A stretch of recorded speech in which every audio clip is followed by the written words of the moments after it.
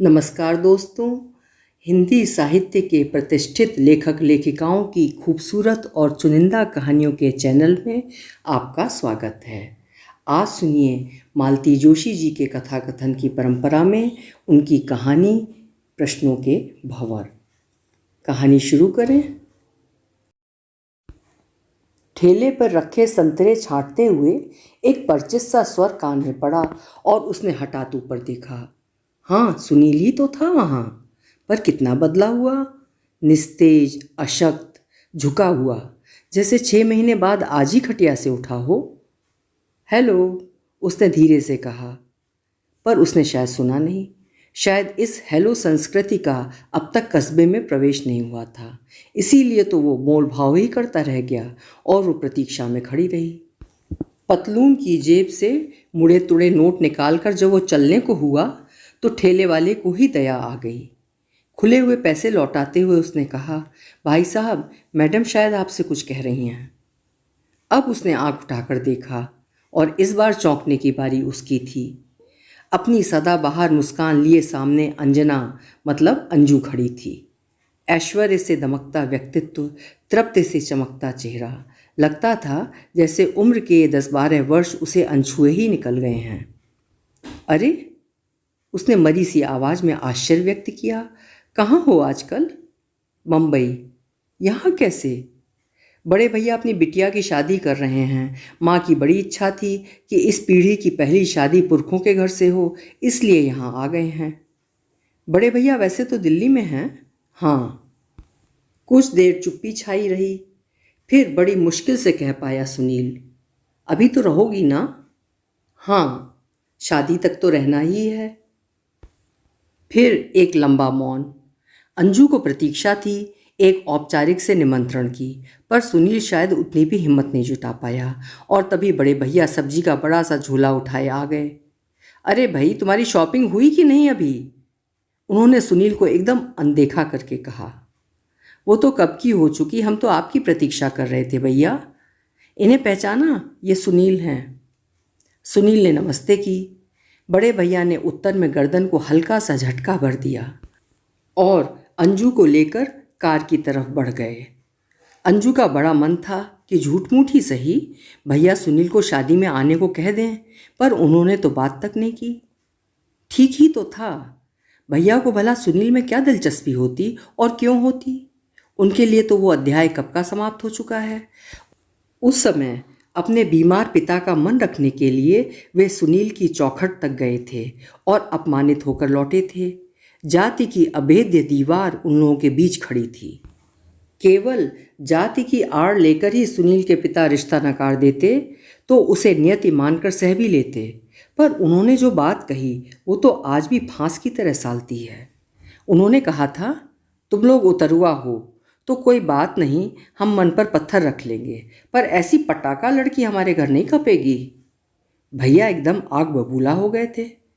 आपका लड़का है, जहाँ मर्जी आए आप वहाँ ब्याह कीजिए, लेकिन दूसरों की लड़कियों पर लांछन लगाने की ज़रूरत नहीं है। इसमें लांछन लगाने की क्या बात हुई है? मैं कोई गलत कह रहा हूँ? हमारी भी तो 2-2 बेटियाँ कॉलेज में पढ़ी हैं, पर ऐसा तो किसी ने नहीं किया। ऐसा मतलब? जैसा अंजू ने किया था, अपने आप शादी तय कर ली थी। भैया तो जैसे उबल पड़े थे, उनका बस चलता तो वहीं हाथापाई कर बैठते। बड़ी मुश्किल से अपने पर उन्होंने काबू पाया। शायद मन में कहीं एक क्षीण आशा रही होगी कि आगे पीछे इसी घर में अंजू को आना है, बेकार दुश्मनी बढ़ाने से क्या फ़ायदा। उन्हें पक्का विश्वास था कि माँ बाप किसी के भी जिंदगी भर रूठे नहीं रहते। फिर सुनील तो अकेला लड़का है, उसका दिल वे नहीं तोड़ेंगे। पर सुनील ही हिम्मत हार गया था। अंजू का परिवार जब तक कुछ सोचता समझता, सुनील की शादी का कार्ड आ पहुंचा था। ऐसे व्यक्ति के प्रति अगर भैया को वितृष्णा हो गई थी तो आश्चर्य क्या था। अंजू को यहाँ आए हफ्ता हो चला था। इस परिचित वातावरण में आते ही उसका मन 10-12 साल पीछे लौट गया था। उसे अपना टूटा हुआ सपना याद आया, पर अब उसमें इतनी टीस नहीं थी। धीरे धीरे वो कसक मिट ही गई। बहुत अनजाने, बहुत धीरे धीरे उसने परिस्थिति से समझौता कर लिया था। शादी के बाद जरूर वो कुछ दिनों तक अनमनी रही, पर आलोक के संवेदनशील साहचर्य ने उसके घावों पर मरहम सा लगा दिया था। फिर सुरभि के जन्म के बाद तो उसका जैसे कायापलट हो गया था।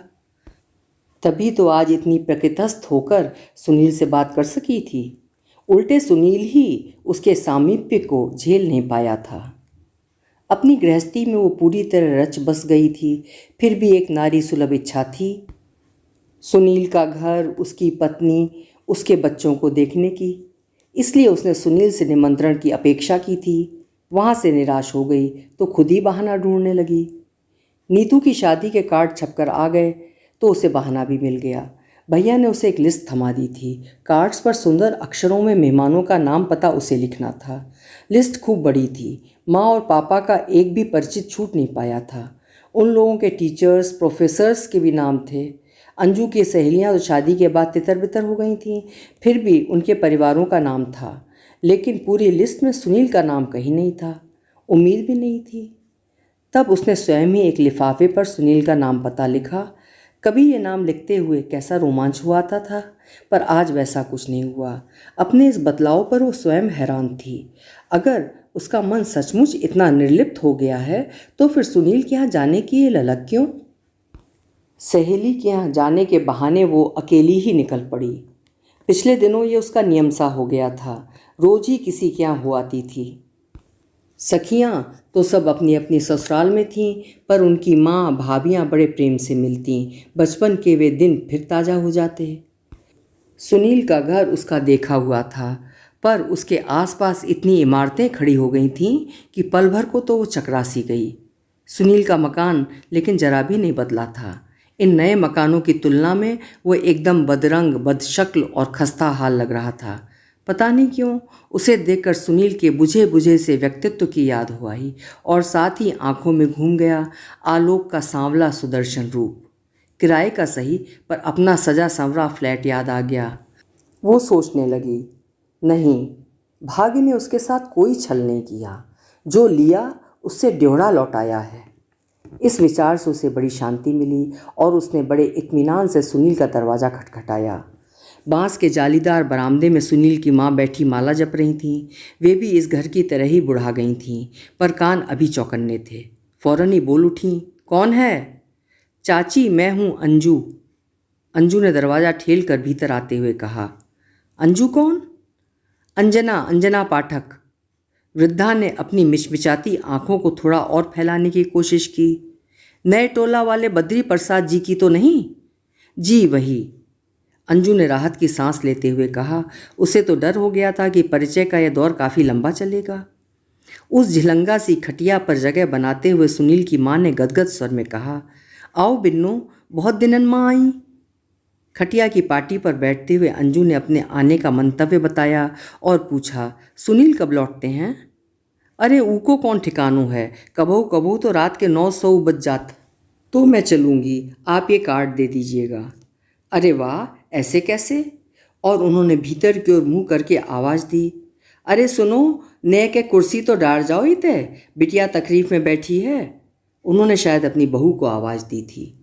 अंजू भी तो उसे ही देखने आई थी। उस सौम्य सरल रूप को देखने की बड़ी उत्सुकता थी, जो उन दिनों चर्चा का और अंजू के लिए ईर्ष्या का विषय था। पर भीतर से एक आंधी आई। अंजू के सामने एक कुर्सी दन्न से रख दी गई, इतनी जोर से कि उसके खुरों के प्रहार से छपरी में जमी धूल चारों ओर फैल गई। कुर्सी जिस गति से आई थी, लाने वाली उसी द्रुत लय में लौट रही थी कि अम्मा ने टोक दिया, पानी तो पिला जाती। दूसरे ही क्षण पानी हाजिर था। इस बार उसके छींटे अंजू की प्योर सिल्क को सराबोर कर गए। गिलास उठाते हुए सवाल आया, और कुछ? इस और कुछ में बहुत कुछ समाहित था, पर अम्मा जी शायद उसे समझ नहीं पाई। निहोरा सा करते हुए बोली, इतने दिनन पे आई है बिटिया, नेक चाय तो पिवा दो। नहीं चाची, चलूँगी, अब बहुत देर हो रही है, घर पर सब परेशान होंगे। अरे तो अब्बे हाल बनी जात है, गैस पे कौन देर लगत है। फिर अंजू चलने की मुद्रा में खड़ी ही रही तो उसी चंडी स्वरूपा ने कहा, देखो बहन, अब चाय पीकर ही जाना, नहीं तो बुढ़िया मेरे 7 पुरखों को तार कर रख देगी। बुढ़िया ने शायद सुना नहीं, अपनी ही धुन में बोली, पानी तो ऊसो ले आई, पर चाय कोरी मत पिवैयो। कोरी काहे, पकवान धरे हैं सो ले आऊंगी। और सुनील की बहू झमाझम करती भीतर चली गई। उसके जाने के बाद छपरी में ऐसा सन्नाटा खिंच गया जैसे तूफान आकर चला गया हो। वो किंकर्तव्य विमूढ़ सी खड़ी रही और सुनील की माँ ने हाथ पकड़कर उसे बिठा लिया। बहू के लक्षण देखे, वे भेद भरे स्वर में बोली।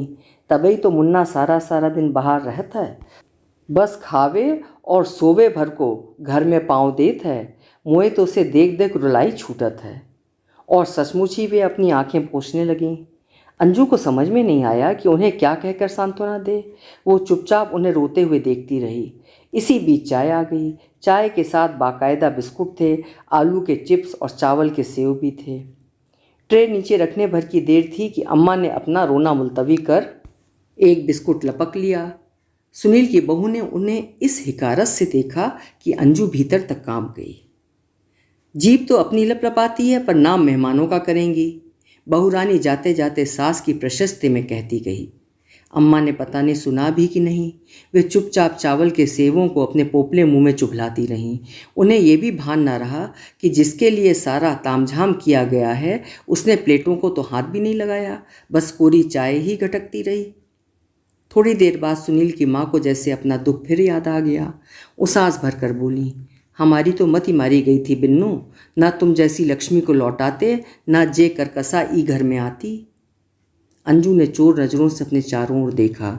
दूर दूर तक कोई नहीं था जिसने सुनील की माँ की यह स्वीकारोक्ति सुनी हो, पर उसे खुद ही ये सुनते अच्छा नहीं लगा। वो उठ खड़ी हुई, पर इस तरह चोरों की तरह चले जाना ठीक नहीं है। गृह स्वामी से इजाज़त तो लेनी ही चाहिए। अम्मा परितृप्त भाव से नाश्ते पर जुटी थीं।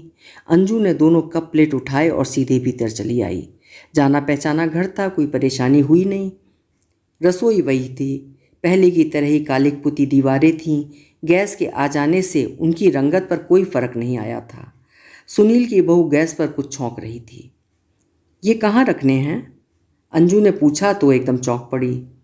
अरे आपने क्यों तकलीफ़ की? इस बार उसका स्वर अपेक्षाकृत सौम्य था। कोई बात नहीं, आपके पास तो बैठ ही नहीं पाई थी ना, इसीलिए भीतर चली आई। अरे फुर्सती कहाँ है, अभी दोनों यमदूत स्कूल से आते होंगे, खाना ना मिला तो मुझे ही खा जाएंगे। ये दो लड़के ही हैं कि? अंजू ने उत्सुकता से पूछा। अरे और का क्या होगा, यही दोनों तो मेरी जान खाने को बहुत हैं। आपके क्या बच्चे हैं? बस एक बिटिया है। बेटी अच्छी होती है, साए की तरह माँ के आसपास घूमती है, उसका दुख सुख समझती है। लड़के तो बस खाने पीने से मतलब रखते हैं। उस नीम अंधेरी रसोई में सुनील की बहू का चेहरा बड़ा सौम्य और व्यथा से भीगा सा लग रहा था। अंजू को यूं एकटक निहारते देख उसे संकोच हुआ। अपनी परेशानी छिपाते हुए बोली, वैसे एक लड़का होना चाहिए, ऑपरेशन तो नहीं करवाया? अरे लड़के का क्या होगा, अंजू ने हंसकर कहा। अपने पास कौन सी स्टेट है जो वारिस चाहिए, बस एक किराए का दड़बा है। यहाँ अपना है तो किस दड़बे से कम है बताइए? सारा तो किराए पर उठा दिया है, बस ले देकर यही 3 कमरे हैं। कहीं बैठो, बुढ़िया के ठुल्ल ढुल से छुटकारा नहीं है। दिन भर छाती पर चढ़ी रहती है। खुद तो तिनका नहीं उठाएगी, पर मजाल है जो मर्जी के बगैर पत्ता भी हिलने दे। कहने को तो सारा दिन राम नाम जपती है, पर मन तो मरा माया में लिपटा पड़ा है। ये सास पुराण पता नहीं कब तक चलता। अंजू ने ही उसे बीच में रोक कर कहा, भतीजी की शादी का कार्ड देने आई थी, आप लोग ज़रूर आइएगा। लिवा लाएंगे तो आ जाएंगे। मतलब वे क्या हमें कहीं साथ लिवा जाते हैं? लेकिन क्यों? हम उनके लायक जो नहीं हैं। अरे वाह, ये किसने कह दिया? सभी कहते हैं। ससुर जब तक रहे यही रटते रहे, ननदें जब भी आती हैं यही सुनाती हैं। सास तो रोज ही मेरे नाम को रोती हैं, और उनके सपूत मुँह से तो कुछ नहीं कहते, पर हर बात में जता देते हैं। अंजू को उबकाई सी आने लगी। अजीब हैं ये लोग, अपनी गलती का एहसास भी करते हैं तो किस तरह? अपना सारा आक्रोश इस बेचारी पर उड़ेल कर फुर्सत पा लेते हैं। तभी तो बेचारी इतनी चिड़चिड़ी असहिष्णु हो गई है। आखिर उसे भी तो अपना रोष कहीं उतारना होता है। उसे खुद अपने पर भी आश्चर्य हो रहा था। क्या सोचकर वो इन लोगों पर, इस घर पर जान छिड़कती रही? क्या इस वातावरण में वो एक दिन भी रह पाती? भैया ने तो 1000 बार कहा था कि अंजू माना कि लड़का बहुत ब्रिलियंट है, पर उस घर का माहौल तुम्हारे लायक नहीं है, दम घुट कर रह जाएगा। पर उस समय तो वो प्रेम में अंधी हुई जा रही थी ना, इतनी ऊंच नीच सोचने की फुर्सती कहाँ थी। अच्छा अब चलूँगी, उसने एकदम कहा। छपरी में अम्मा जी तब तक सारी प्लेटें साफ कर चुकी थीं और परितृप्त भाव से बैठी थीं। उनकी समाधि भंग करते हुए अंजू ने उनसे इजाज़त मांगी। चल दी बिन्नो, उन्होंने कातर स्वर में कहा। एक बार फिर से आइयो अंजू रानी, मुन्ना से भेंट करके जाइयो, नहीं तो वे बहुत पछतावेंगे। अच्छा जी, अंजू ने कहा और फिर एक बार मुस्कुरा कर पास खड़ी गृह स्वामिनी से विदा लेनी चाहिए। पर ये क्या, उन आँखों से तो अंगार बरस रहे थे। अंजू की मुस्कान होंठों पर फ्रीज होकर रह गई। क्या ये वही औरत है जो अभी अभी उससे इतनी अंतरंग होकर बात कर रही थी? इस समय तो उसे देखते भी डर लग रहा था। सहम कर उसने नज़रें झुका लीं और सड़क पर आ गई। पीछे पीछे वो भी आई। बड़ी मुश्किल से उसकी ओर देखने का साहस जुटाते हुए अंजू ने कहा, आप क्यों तकलीफ़ कर रही हैं? मेरा तो सब देखा हुआ है, अभी चौक से तांगा ले लूँगी। उसने तो जैसे सुना ही नहीं, सीधे अंजू की आंखों में देखते हुए बोली, तो तुम हो अंजू? मुझे पहले ही समझ लेना चाहिए था।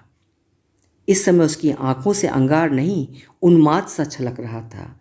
एक एक शब्द चबाते हुए बोली, अब यहाँ क्या लेने आई हो? मेरी गृहस्थी का सारा रस तो ले गई महारानी, अब यहाँ क्या रखा है? तुम्हारे तो दोनों हाथों में लड्डू है, यहाँ वहाँ सबकी चहेती बनी हुई हो, तभी तो चेहरा ऐसा गुलाब बना हुआ है। पर मेरे हिस्से क्या आया? सिर्फ इस नरक की चौकीदारी? यह किस जन्म का बैर भुनाया है तुमने? मैंने तुम्हारा क्या बिगाड़ा था? फिर मुझे क्यों इस भट्टी में झोंक दिया?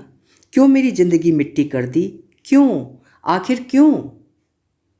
उसके ये कातर प्रश्न चारों ओर से प्रतिध्वनित होकर अंजू के कानों से टकराने लगे और उसे लगा जैसे शोर के इस आवर्त में वो डूब ही जाएगी। अभी आप सुन रहे थे मालती जोशी जी की लिखी हुई कहानी प्रश्नों के भंवर। ये उनकी कुछ प्रसिद्ध कहानियों में से एक है। आशा है कहानी आपको पसंद आई होगी। फिर मिलेंगे। आपका समय शुभ हो, मंगलमय हो।